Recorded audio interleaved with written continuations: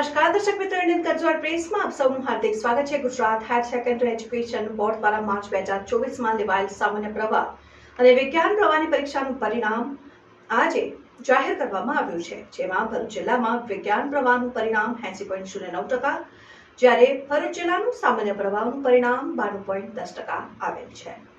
ભરૂચમાં સામાન્ય અને વિજ્ઞાન પ્રવાહનું પરિણામ જાહેર।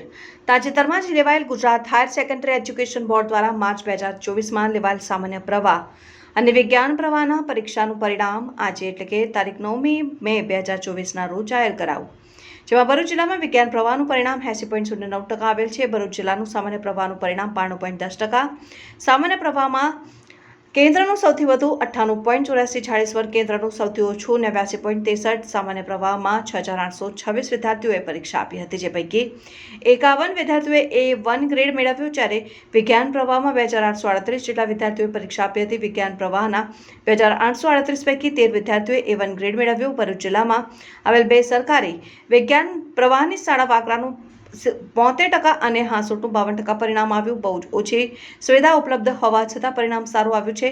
પરીક્ષામાં નાપાસ થયેલા વિદ્યાર્થીઓએ નાસીપાસ થવાની જરૂર નથી। આગામી જુલાઈ મહિનામાં લેવાના પૂરક પરીક્ષામાં તેઓ પરીક્ષા આપીને પાસ થઈ શકે છે। પાસ થયેલ તમામ વિદ્યાર્થીઓને ભરૂચ જિલ્લા શિક્ષણાધિકારી શ્રી એ અભિનંદન પાઠવ્યા।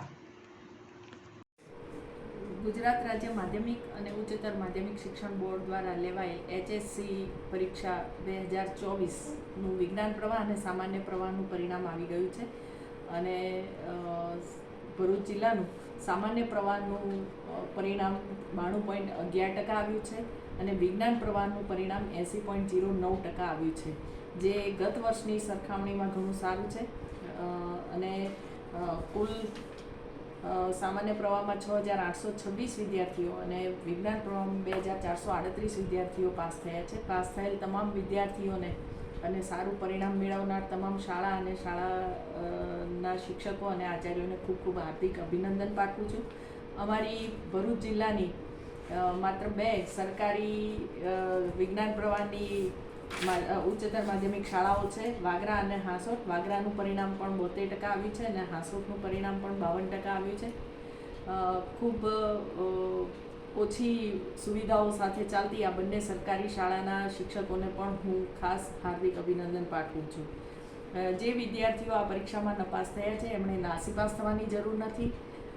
નિષ્ફળતા એ થોડાક સમય માટેની છે, કારણ કે રાજ્ય માધ્યમિક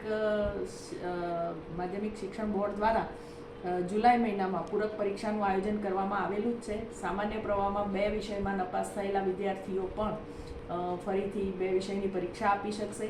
વિજ્ઞાન પ્રવાહમાં જે વિદ્યાર્થીઓ નપાસ થયા છે અથવા જે વિદ્યાર્થીઓને પોતાનું પરિણામની ટકાવારી ઓછી લાગે છે એવા વિદ્યાર્થીઓ જુલાઈ મહિનામાં ફરીથી પરીક્ષા આપી શકશે, પોતાના નબળા પરિણામને સુધારી શકશે। નપાસ થયેલા વિદ્યાર્થીઓને પાસ થવાની ફરીથી એક તક મળશે, એટલે એવા વિદ્યાર્થીઓએ પણ નાસીપાસ થવાની જરૂર નથી અને જુલાઈ મહિનામાં પૂરક પરીક્ષા આપી અને તેઓ પોતાનો અભ્યાસ આગળ વધારી શકશે। પાસ થનાર તમામ વિદ્યાર્થીઓને હાર્દિક અભિનંદન।